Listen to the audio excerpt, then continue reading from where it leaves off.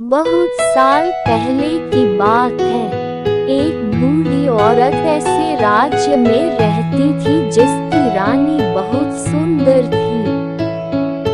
उसके 4 बेटे थे जो और उनकी पत्नियां भी एक दूसरे को पसंद नहीं करती थी। वो सब एक ही घर में रहते थे लेकिन इतना लड़ते थे कि उन्होंने अलग रसोई रखी। बूढ़ी औरत चाहती थी कि सब एक साथ खुशी से रहे और एक दूसरे की मदद करे। उसने धमकी दी कि वो सबको घर से निकल देगी अगर वो एक साथ मिलकर नहीं रहेंगे। उसने ये भी कहा कि पैसे बचाने के लिए एक ही रसोई रखी जाएगी। ऐसे करने से उसे इस बात की उम्मीद थी कि सब एक साथ मिलकर रहने लगेंगे। बेटे थक गए और आखिर में उन्होंने अपनी माँ की बात मान ही ली। बेटे अपनी सारी कमाई अपनी माँ को देते थे क्योंकि वो गरीब थी। एक दिन सबसे छोटा बेटा काम की तलाश में शहर गया लेकिन निराश होकर वापस लौटा। रास्ते में उसने मरे हुए सांप को देखा और उसने उसे उठा लिया क्योंकि वो खाली हाथ नहीं वापस लौटना चाहता था। जब उसकी माँ ने उससे उसकी कमाई मांगी तो उसने उसको सांप दे दी। माँ ने उसे दिलासा दिया कि वो फिर से कोशिश करे। वो सांप किसी काम का नहीं था इसलिए उसने उसे छज्जे पर फेंक दिया। उसी दिन राज्य की रानी एक सुंदर से तालाब में नहाने गई। उसने अपनी एक कीमती हार अपने नौकरानियों के पास छोड़ दिया। अचानक एक चील ने चमकती हुई हार को देखा और उसे छीन कर ले गया। नौकरानियों ने चिल्लाया लेकिन कोई मदद करने नहीं आया। रानी इतनी उदास हो गई कि उसने ऐलान किया कि जिसने भी उस हार को ढूंढा उसे बड़ा इनाम मिलेगा।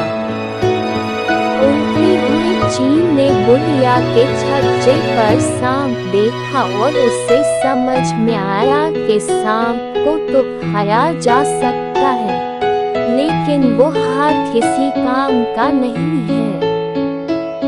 उसने हार को छोड़ दिया और सांप को ले गया।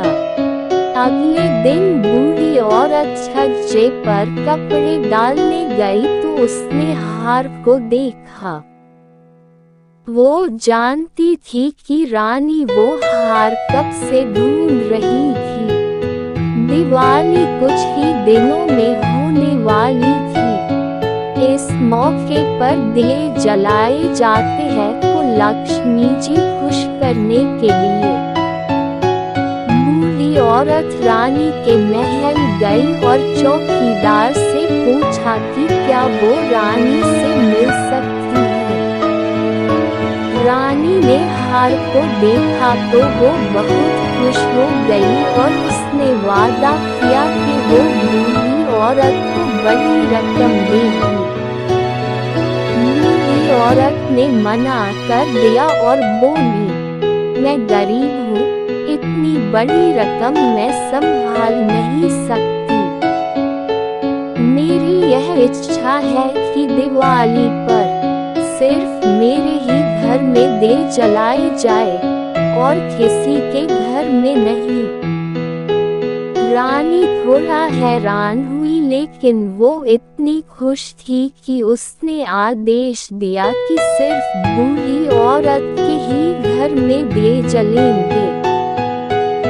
बूढ़ी औरत ने अपने परिवार को घर का एक एक कोना साफ करने को कहा और खूबसूरत फूल से जाने को भी कहा। सब ने साथ में मिलकर काम किया और बूढ़ी औरत ने पूरे घर में दिए जलाए। 12 बजे लक्ष्मी जी आई और चारों तरफ अंधेरा देखकर निराश हो गई। लेकिन उन्होंने बूढ़ी औरत के घर में जलते हुए दिए देखे। क्योंकि उन्हें दिए पसंद थे, उन्होंने बूढ़ी औरत के दरवाजे पर दस्तक दी। बूढ़ी औरत ने दरवाजा खोला और अपने परिवार वालों को लक्ष्मी जी को फूल और मिठाइयों से स्वागत करने के लिए कहा। लक्ष्मी जी खुश हो गई और उन्होंने पूरे परिवार से कुछ बदले में मांगने के लिए कहा, क्योंकि वो उनके भक्ति से प्रसन्न थी। बूढ़ी औरत ने कहा, हम चाहते हैं कि आप हमारे घर में हमेशा के लिए रहें ताकि हम सदा खुशी से रह सकें।